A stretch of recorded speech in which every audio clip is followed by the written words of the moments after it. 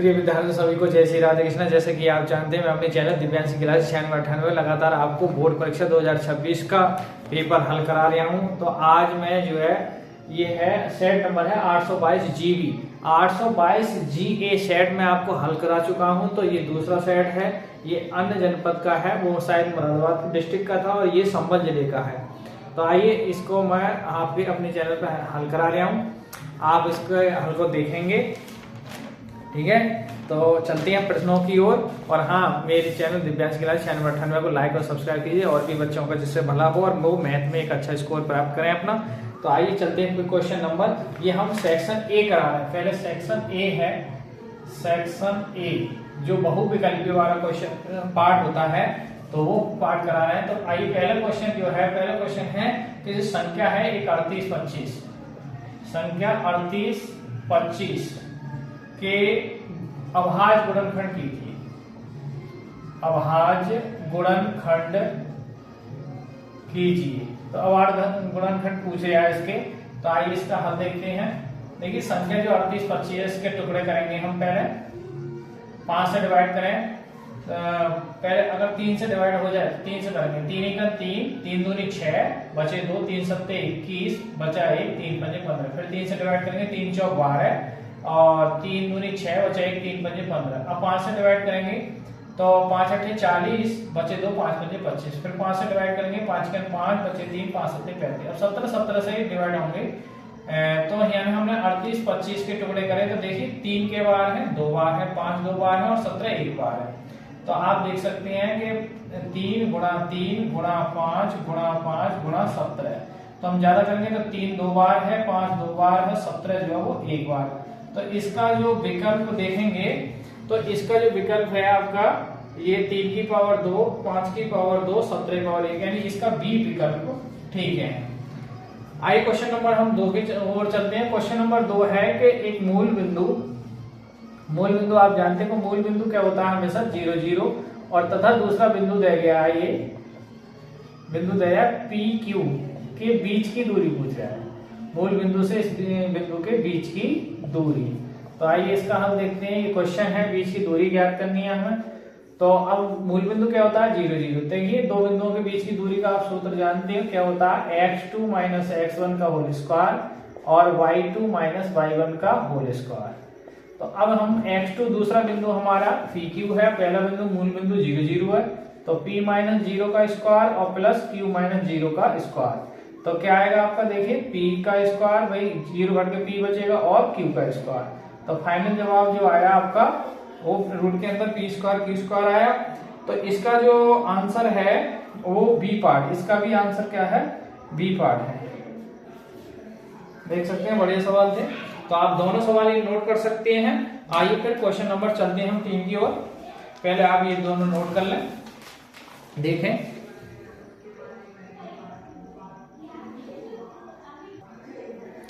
आइए question number 3 की ओर चलते हैं। क्वेश्चन नंबर 3 है कि यदि tan थीटा की वैल्यू दे रखी है इसमें, tan थीटा बराबर p/q। तो कह रहा है sec थीटा का मान बताइए। sec थीटा क्वेश्चन मार्क है, sec थीटा का मान बताना है हमें। तो सूत्र हम जानते हैं, sec स्क्वायर थीटा बराबर होता है 1 + tan स्क्वायर थीटा। और 1 + tan की जगह हम क्या रखेंगे, देखिए p/q का स्क्वायर। तो स्क्वायर करेंगे तो p पे स्क्वायर और q पे स्क्वायर। अब ऐसे उतारेंगे हम 1 से, तो q square plus p square बटे q स्क्वायर, यानी हम p square plus q square बटे q स्क्वायर लिख सकते हैं। ये किसका मान है, sec स्क्वायर। स्क्वायर जाएगा तो इसका अंडर रूट जाएगा, तो sec थीटा की वैल्यू आ जाएगी वो under root p square plus q square और बटे में q स्क्वायर। अब अंडर रूट क्या हो जाएगा, p square plus q square और बटे में देखिए q को भर गए तो q बाहर आ जाएगा। तो जो sec थीटा की जो वैल्यू आई वो आप देख सकते हैं क्या है, रूट के अंदर p स्क्वायर q स्क्वायर बटे q। तो ये जो आंसर आपका आया वो ए पार्ट ठीक है इसका। तो आप नोट कर सकते हैं, क्वेश्चन नंबर 3 है, ठीक है।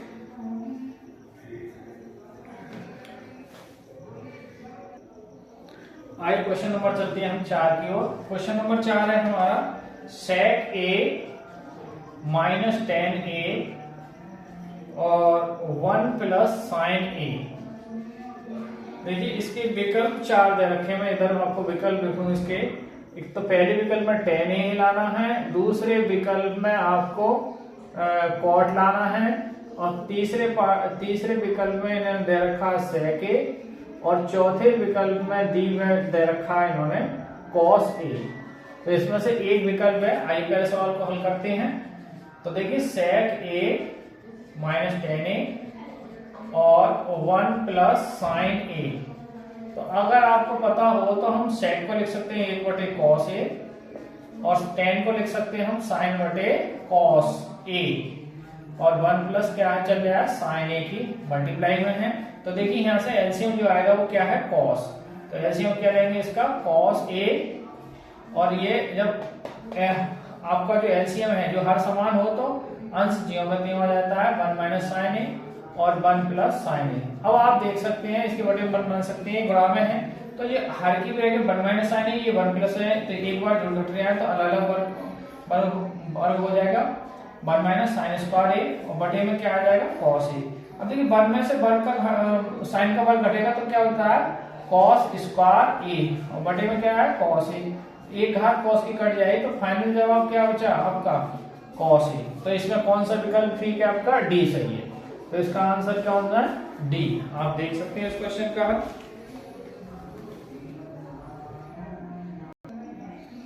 आइए प्रश्न नंबर चलते हैं हम 5 की ओर। प्रश्न नंबर 5 है हमारा समीकरण युग्म दे रहा है। समीकरण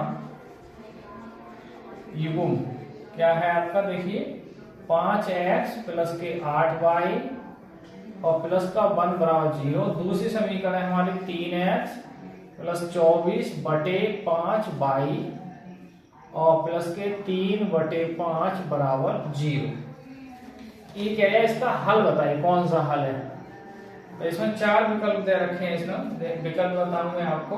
आद्वितीय हल दे रहा है पहले में, आद्वितीय हल, और बी पार्ट में दे रहा है अपरिमित रूप से, अपरिमित, और तीसरे पार्ट में दे रखा कोई हल नहीं, और चौथे पार्ट में दे रखा है इसमें इनमें से कोई भी, इनमें से कोई नहीं। तो आइए इसको हल देखते हैं।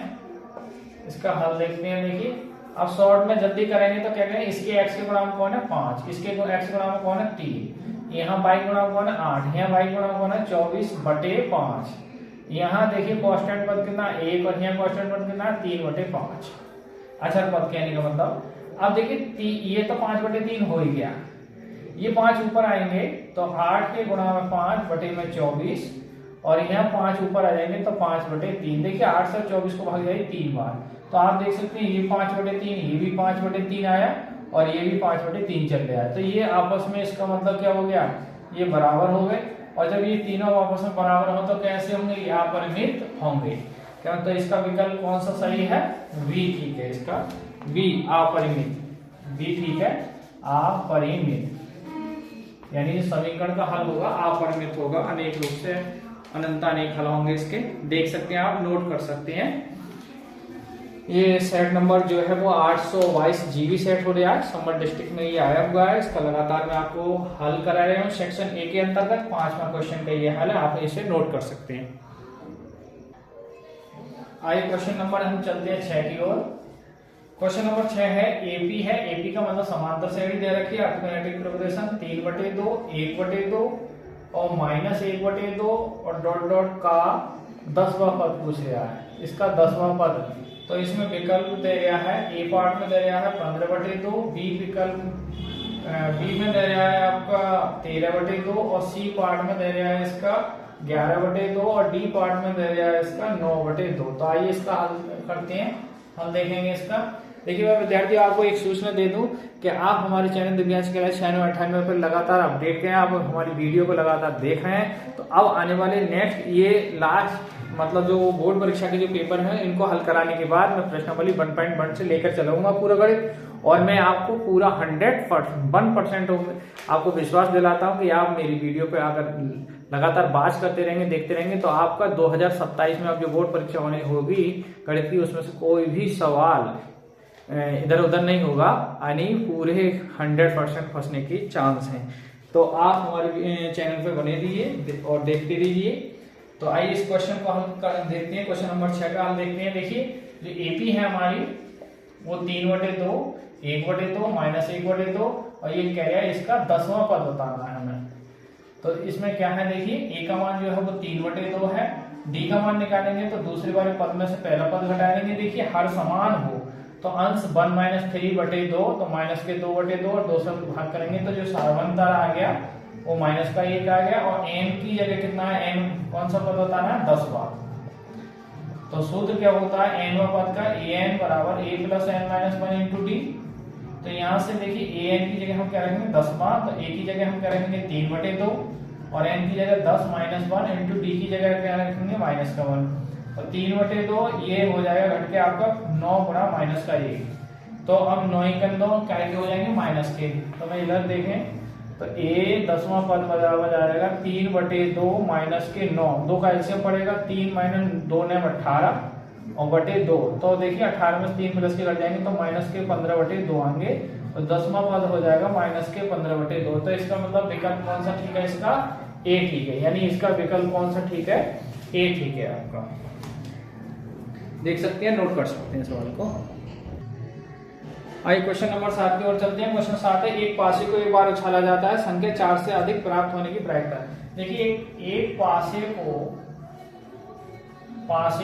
एक बार उछालने के कुल जो प्रकार है, उछालने के कुल प्रकार जो होंगे आपके वो क्या होंगे, 1 2 3 4 5 6, ये कुल प्रकार होंगे, नंबर ऑफ एनएस। अब देखिए अब क्वेश्चन क्या कह रहा है कि संख्या 4 से, क्वेश्चन कह रहा है कि संख्या 4 से अधिक प्राप्त होने की 4 से अधिक संख्याएं कौन कौन सी होंगी। देखिए संख्याएं भाई, एक तो 5 हो सकती है और एक 6 हो सकती है, ये हो सकती है 4 से अधिक वाली संख्या। तो इनकी जो नंबर ऑफ, एक प्रकार से ई कह देंगे, ये इवेंट है, घटना। तो नंबर ऑफ ई जो है वो आपकी कितनी आ जाएंगी, ये कितनी घटनाएं आ जाएंगी, 2। तो प्रायिकता क्या है, ई का मतलब आप 4 से बड़ी संख्या आने की प्रायिकता। देखिए प्रायिकता निकालेंगे, प्रोबेबिलिटी पी 4 से बड़ी, तो 4 से बड़ी जो कितनी संख्या है, 2, और टोटल कितनी है 6। तो 1/3 कितनी हो जाएंगे, 3, 2 × 2, 2 3 6, 1/3 है। तो इसका जो विकल्प मेल खा रहा है वो सी विकल्प मेल खा रहा है, ठीक है। तो जिनका सी लगाया है वो उनका राइट आंसर है, देख सकते हैं, नोट कर सकते हैं इसे। आइए क्वेश्चन चलते हैं हम 8 की ओर। क्वेश्चन 8वां है कि रमेश और सुरेश 2 मित्र हैं, तो एक खेल में भाग लेते हैं। रमेश और सुरेश 2 एक खेल में, रमेश के मैच जीतने की प्रायिकता, रमेश के मैच में जीतने की प्रायिकता दे रखी है इन्होंने, P कितनी है 0.82। तो कह रहा है सुरेश के मैच में जीतने की प्रायिकता क्या होगी।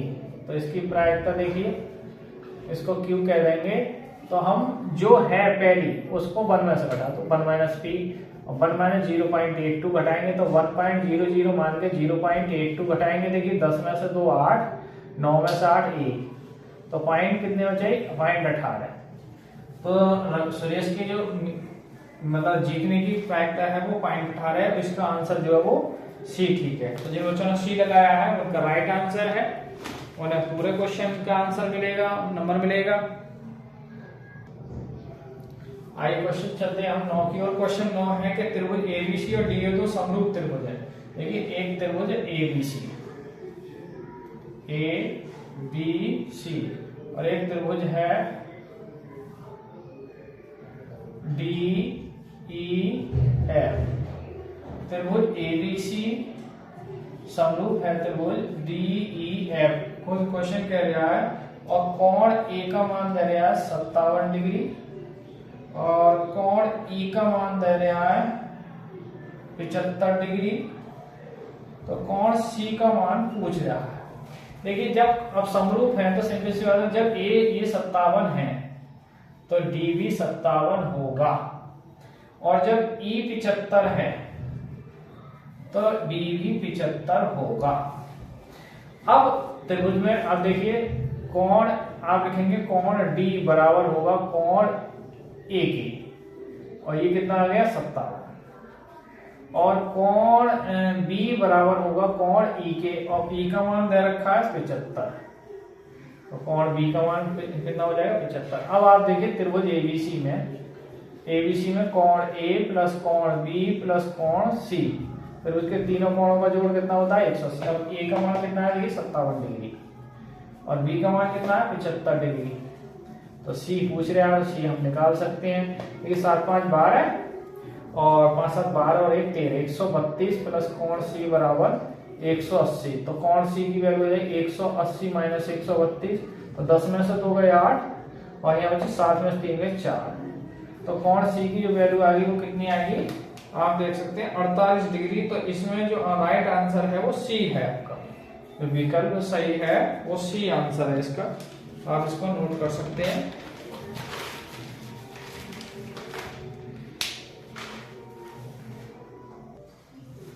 आई क्वेश्चन नंबर 10, आज की वीडियो का ये लास्ट क्वेश्चन है।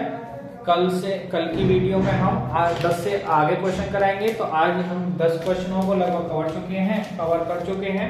तो 10वां क्वेश्चन इस प्रकार है, एक वृत्त है और वृत्त का केंद्र O है, एक वृत्त है और वृत्त का केंद्र क्या है O, एक कोई बाह्य बिंदु है T और इससे इस वृत्त पर 2 स्पर्श रेखाएं खींची गई हैं।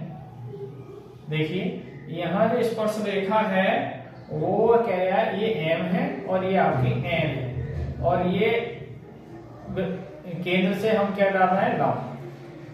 अब क्वेश्चन कह रहा है कि TM और TN 2 स्पर्श रेखाएं हैं, यदि कोण दिया है MON, ये कोण दे रखा है इन्होंने 110 डिग्री, यानी ये कितना है 110 डिग्री, और ये आप जानते हैं लंब होता है, ये आप जानते होंगे, ये 90 डिग्री पे होगा, ये भी 90 डिग्री पे होगा।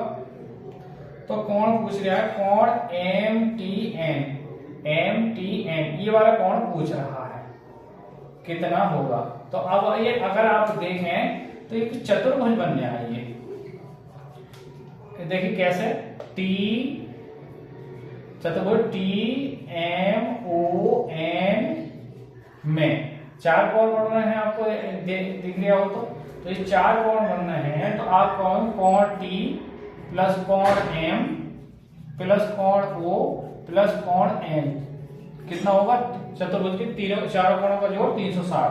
अब T हमें पूछना है बता, तो M कितना है 90 है, O कितना है 110 और N कितना है 90 है, बराबर 360। देखिए अब ये जोड़ लो, तो कोण T बराबर आ जाएगा यहाँ से 90 है और 90 180 और प्लस 110 बराबर 360। अब देखिए कोण T प्लस ये जोड़ के कितने होंगे 0 8 1 9 और 290 बराबर 360। तो है कोण T का मान तो ये 360 माइनस 290 है, तो घट के देखिए 0 और 16 में 9 7, तो यहाँ से T यानी पूरा कोण लिखेंगे MTN कितना आ गया 70 डिग्री। तो इसका जो विकल्प ठीक है वो आपका क्या है V ठीक है। तो आप यहाँ प्रिय विद्यार्थियों आज की वीडियो को यहीं विराम देते हैं। आप हमारे चैनल दिव्यांश के चैनल 98 में बने रहिए, लाइक और सब्सक्राइब कीजिए जिससे और बच्चों को भी भला हो गणित में। और मैं आपको एक जानकारी दे दूं कि आपको विज्ञान के भी जो पेपर हुए उसकी भी लगभग मैं आपको वीडियो हल उपलब्ध कराऊंगा। तो हमारे इसी के साथ आज की वीडियो को यहीं विराम करते हैं। जय हिंद, जय भारत, जय श्री राधे कृष्णा।